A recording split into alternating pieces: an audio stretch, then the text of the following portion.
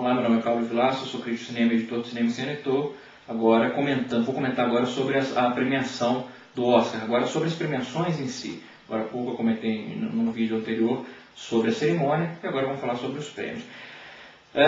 Eu não acertei tantas categorias quanto nos anos passados. Tirando as categorias de curta-metragem, são sempre muito difíceis para a gente no Brasil tentar antecipar, porque a gente praticamente não tem acesso aos filmes. Eu acertei 12 categorias de 21.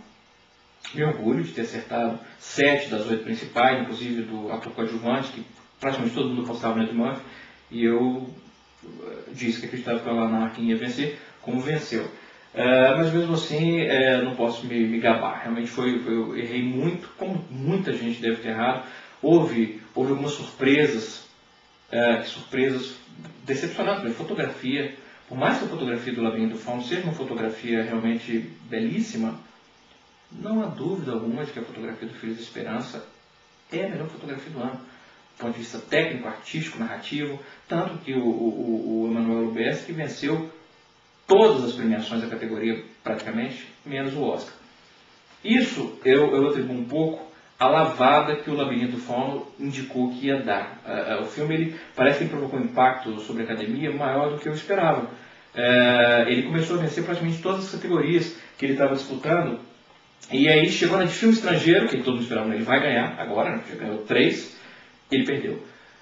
Mas isso é explicável, facilmente explicável pelo seguinte fato: a categoria de filme estrangeiro, as outras categorias que ele venceu, elas são votadas por todos os membros da academia. Filme estrangeiro não. Filme estrangeiro só pode ganhar o voto daqueles membros da academia que comprovarem que assistiram aos 5 filmes.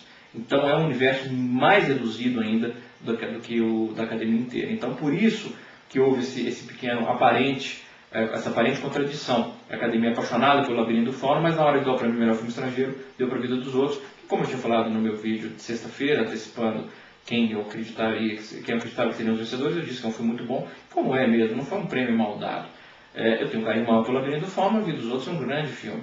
Mas houve essa aparente contradição da academia em dar 3 prêmios para o Labirinto do Fauno e negar ele o melhor filme estrangeiro. Aliás, em termos de premiação, aqueles que mais prêmios venceram foram Os Infiltrados, que dominou a cerimônia com 4 premiações, o Labirinto do Fauno venceu 3, A Rainha, Dreamgirls,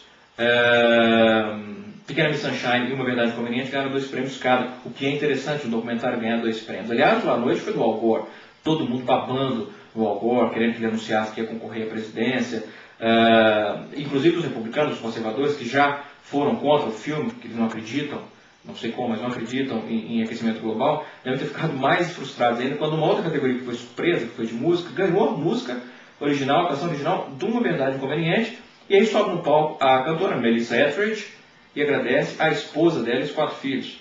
Então, quer dizer, além de ter que aguentar um cara liberal, um documentário liberal sobre um cara que representa o oposto do Bush, o sonho ruído dos democratas continuarem na presidência depois do Bill Clinton, além de ter que aguentar esse cara ganhando, tiveram que aguentar uma lésbica assumida agradecendo a esposa. Os conservadores não vão conseguir dormir essa noite. Outra coisa interessante aí, muita gente não deve ter percebido, quem não conhece a indústria exatamente, foi o fato de Tom Cruise premiar Shirley Lansing, que era uma executiva da Paramount. A ironia disso é que a Shirley Lansing e o Tom Cruise foram despedidos recentemente da Paramount, despedidos assim, o Tom Cruise não teve contrato com a produtora dele renovado e ela teve que sair. Ela era executiva poderosíssima dentro da Paramount.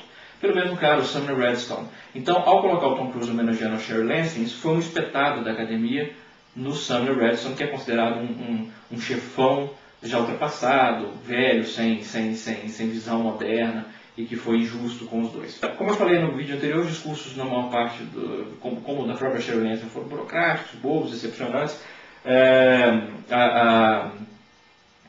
A Jennifer Hudson, na emoção egocêntrica dela, megalomaníaca é um pouco demais, mas egoísta, um pouco egoísta, ela agradeceu, todo mundo esqueceu de agradecer a Florence Blanchard, que é aquela que originou o papel, que ela agradeceu no Globo de Ouro. Quer dizer, o prêmio principal que ela tinha que homenagear aquela personagem que na verdade morreu na miséria e que ela interpreta no filme, ela esqueceu. E quase esquece de falar de Jennifer Holliday, que originou o papel na Broadway. Ela falou já sobre o barulho, o som da orquestra, que já estava tentando expulsá-la do palco. Então, quer dizer, foi um momento constrangedor. Alain, que ele, apesar de ter lido o discurso, foi um discurso simples, bonitinho, ele foi comovido.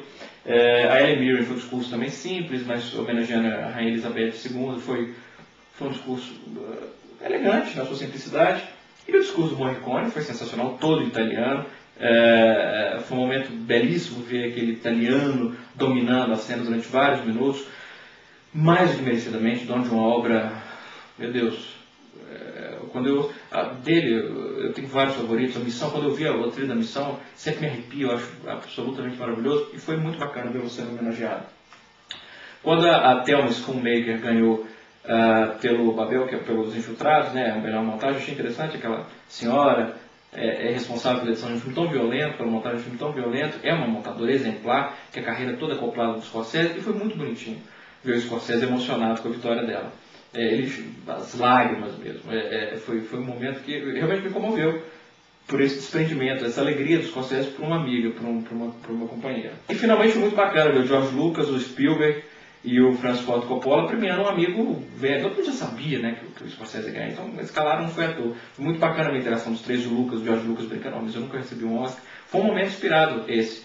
E foi bacana ver aqueles quatro gigantes que o George Lucas, apesar de artisticamente ser um pouco inferior demais, ele é um gigante, ele é responsável por um filme que praticamente mudou, que gerou uma época do Star Wars.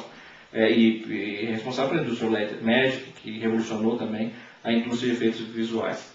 Então foi bacana ver aqueles quatro, já senhores de meia idade, titãs, gênios, diretores, homenageando os três, homenageando o quarto que estava ganhando seu primeiro Oscar.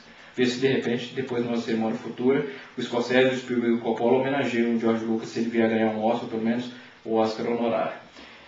Foi uma surpresa, foi uma cerimônia que teve algumas surpresas, que eu considerei desagradável. A melhor fotografia, o melhor filme do ano, Filhos da Esperança, saiu da cerimônia de mãos completamente vazias. Merecia ganhar fotografia, não venceu. Roteiro adaptado, não venceu.